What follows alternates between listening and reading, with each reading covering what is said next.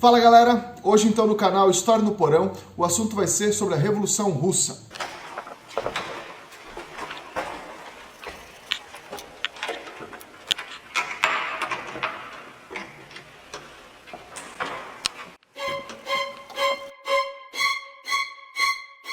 Antes de a gente entrar em si no processo da Revolução Russa, a gente tem que analisar um pouquinho então o contexto, né? O que estava acontecendo antes na Rússia e quais são as causas, qual que é o contexto que leva a esse processo todo revolucionário que vai acontecer lá por volta de 1917.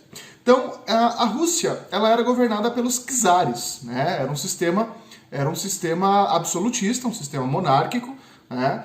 E a Rússia, nesse momento, enquanto o restante da Europa Ocidental, de um modo geral, está industrializado, né, está em plena Revolução Industrial, a Rússia ainda é um país agrário, um país servil, em um certo sentido, um país feudal, certo? Politicamente, então, é uma monarquia absolutista, é o governo dos czares, né? Existe uma aristocracia, existe um grupo de poder, a nobreza russa, que comanda, que toma todas as decisões políticas e o poder está centralizado nas mãos do czar. No caso, esse czar, o último czar, é o Nicolau II, da dinastia Romanov, ok? Economicamente, então, como eu falei há pouco, a Rússia ela é pautada por uma economia agrária, né? Enquanto que o restante da Europa é industrial, está mais industrial que agrário, a Rússia ainda é agrária. Tem poucas cidades com industrialização, a exemplo de São Petersburgo e Moscou, mas essencialmente ela é um país agrário. Com um agravante, né? A Rússia ainda existe sobre a égide de um sistema feudal, de um sistema servil, né? Nós estamos em 1917 e há pouco foi abolido a servidão na Rússia, então ainda é um regime feudal. Isso nos denota por uma questão da história, né? Originalmente, quando a gente estuda história, quando a gente estuda lá no começo, sexto ano, os períodos, o que é colocado? Que em 1453 termina a Idade Média, o período feudal, e começa a Idade Moderna. No entanto, isso não se aplica à Rússia, né? Veja bem, nós estamos no século XX e ainda tem a regime feudal na Rússia. Então veja que essa periodização da história, às vezes, ela não nos serve, ela, né, não respeita as diferentes temporalidades que existem.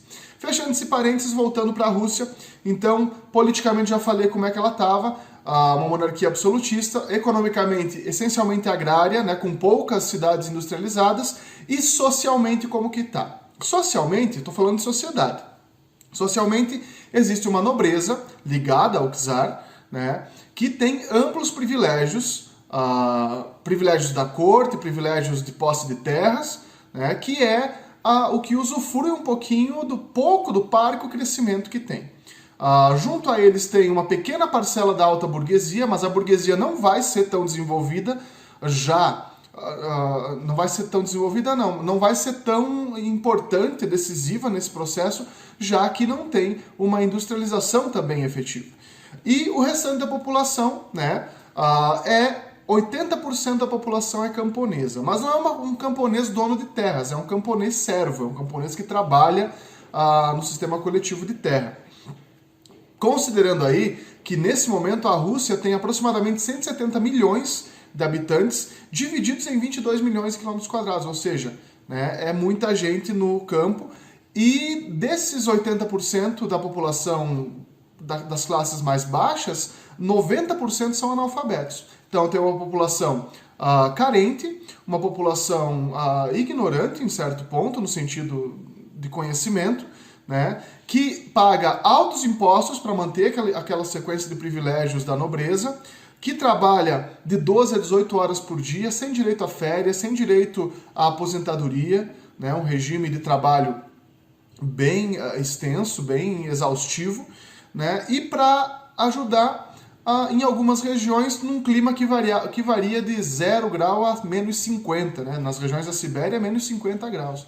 Então, uma situação bem crítica, bem caótica para o povo, né? Enquanto que a aristocracia russa vive sob condições luxuosas, palácios, jantares e tudo mais. Então, essa diferença social, essa ampla, né, gritante diferença social, vai ser um dos propulsores, sim, desse processo revolucionário que vai acontecer. Para ajudar, as greves e as manifestações elas são proibidas e são duramente reprimidas, né? Desde o governo do Alexandre, né, que é o penúltimo czar, até o governo do Nicolau, que vai dar sequência a isso, as greves, manifestações, qualquer tipo de agitação, pacífica ou não, vai ser reprimida duramente pela polícia, a Okhrana, né, a polícia czarista nesse momento. Nesse cenário, então, começa a ter difusão dentro da sociedade russa das ideias socialistas, né? O socialismo já vinha se desenvolvendo desde o século XIX aí na Europa, né? Com Marx, com Engels, com os pensadores anarquistas, Bakunin, enfim, essas doutrinas sociais já estavam em voga há muito tempo. E isso começa a fazer sentido, começa a ter uma ampla penetração dessas ideias na Rússia, né?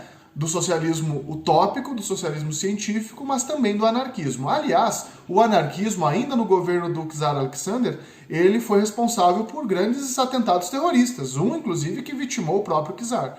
Então, essas ideias elas já coexistiam na Rússia, né? Elas já começam a fazer algum sentido para a população. É claro, se você parar para pensar no camponês russo ou no operário russo daquele período e começa a entrar em contato com uma doutrina que diz ele vive numa sociedade desigual, ele vive numa sociedade de altos impostos, de exploração, e ele começa a perceber que tem algumas ideias dizendo assim, pode-se construir um mundo mais justo, pode-se buscar essa igualdade. É claro que para o camponês, para o operário, isso vai começar a fazer muito sentido.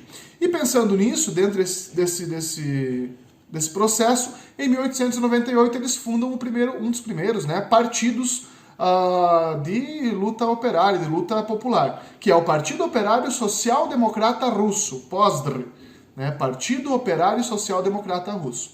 E esse partido, já ao nascer, numa de suas primeiras conferências que vai acontecer, a Conferência de Bruxelas, né, eles vão surgir duas correntes dentro do partido, os bolcheviques e os mencheviques. Né? Os bolcheviques, quer dizer maioria em russo, né, eram liderados por Lenin, por Trotsky, e eles defendiam que era preciso organizar os camponeses, os trabalhadores, para uma revolução armada para tomar o poder. Uma revolução armada para tomar o poder. Né? Era a ala um pouco mais radical do partido. Do outro lado tinham os mencheviques. Quem eram os mencheviques? Os mencheviques eles eram liderados pelo Martov, principalmente. Claro que tinham outros líderes, eu só vou citar um para referenciar. E eles defendiam que deveria acontecer uma aliança com a burguesia, né, entre trabalhadores e burguesia, para chegar ao poder pela via democrática. Né? Então, duas formas, duas maneiras de pensar na mudança. Né? Uma está certa, outra está errada? Não sei. Isso é impossível de saber em história. Mas era esse o quadro, eram essas as estratégias que haviam nesse contexto.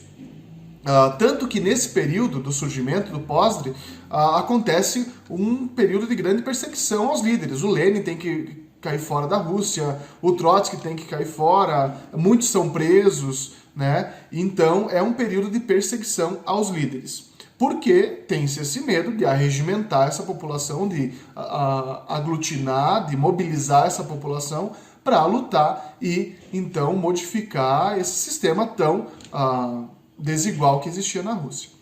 Acontece que, nesse momento, nós estamos aí entre já em 1904, o czar Nicolau II, né, que está com essa ideia que está em voga no mundo inteiro, que é o imperialismo, que é a busca de territórios, de terras e tudo mais, ele desencadeia um conflito com o Japão. Né? O Japão, perante as potências europeias, ele era tido como uma potência de escala menor. Né? Lá no Oriente, tinha pouco tempo se aberto para o mundo, e a Rússia decide disputar uma região lá da China com o Japão. E subestima o Japão. Acontecem dois fatos aqui. De um lado, a Rússia subestima o Japão, achando que ele ainda não é forte o suficiente perante uma potência europeia, e também a Rússia superestima o seu exército. Né? O seu exército que vinha de um passado glorioso, vinha de um passado vitorioso, mas que agora já não tinha essa força toda.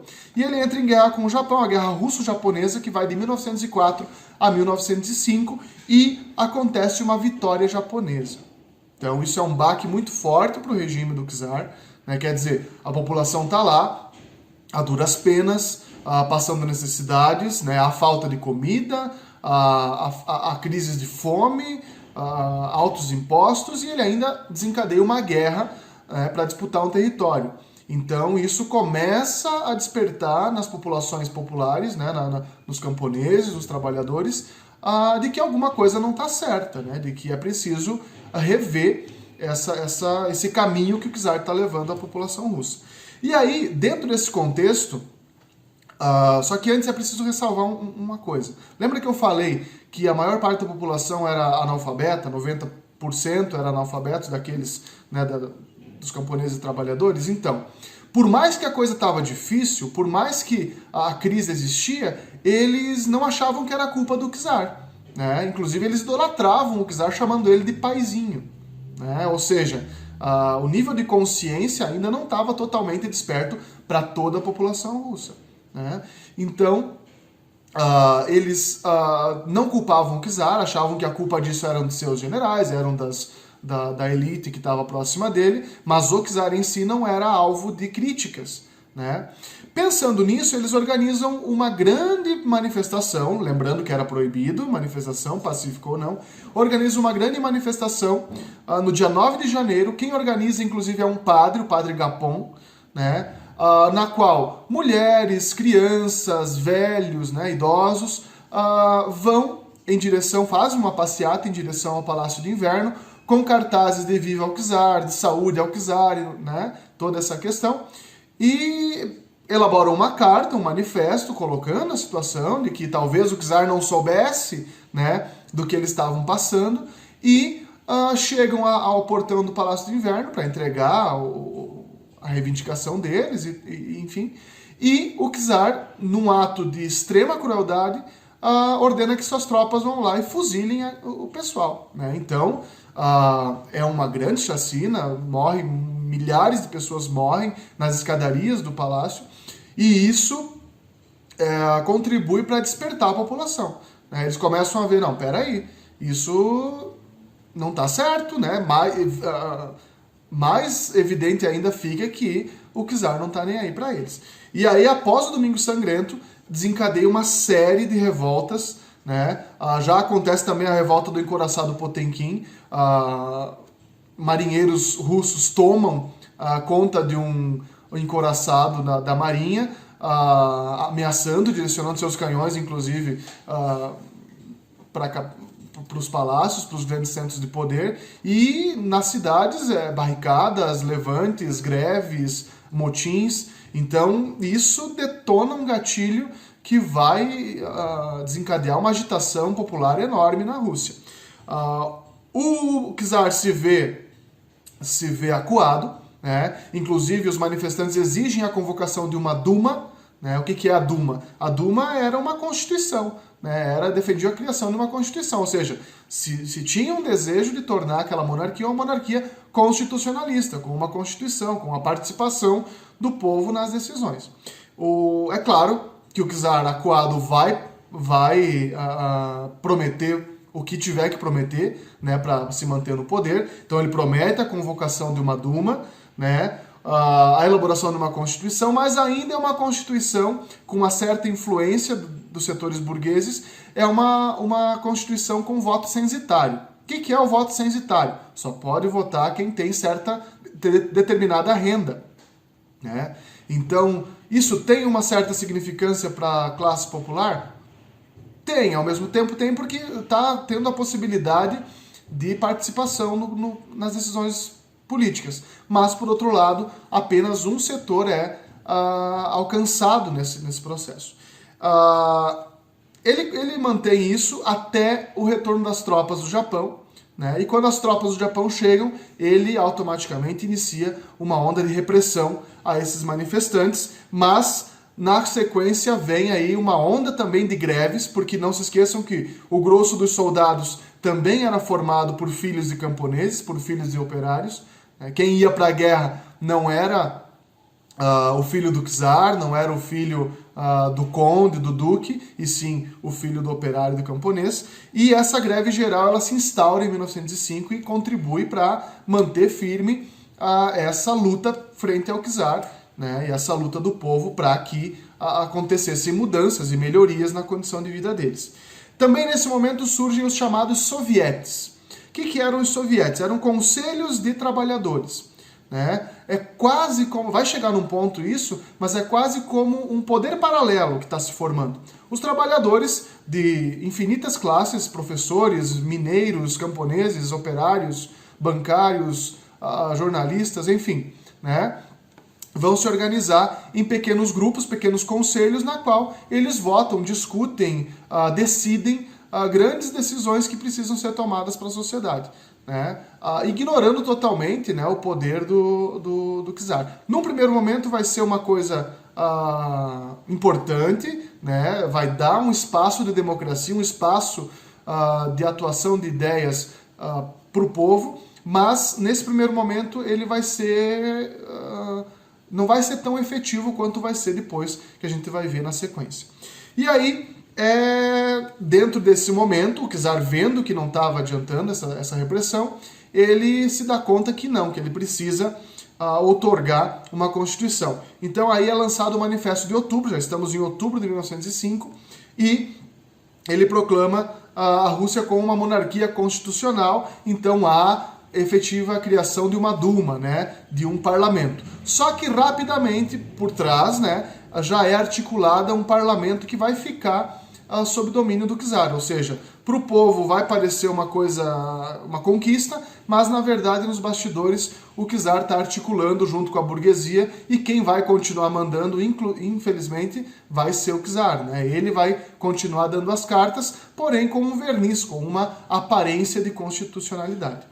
Então isso serve apenas uma distração. Estamos em 1905, essa situação vai perdurar até 1914. Nesse ínterim vão ser criados os kulaks, né, que é como se fosse uma classe média.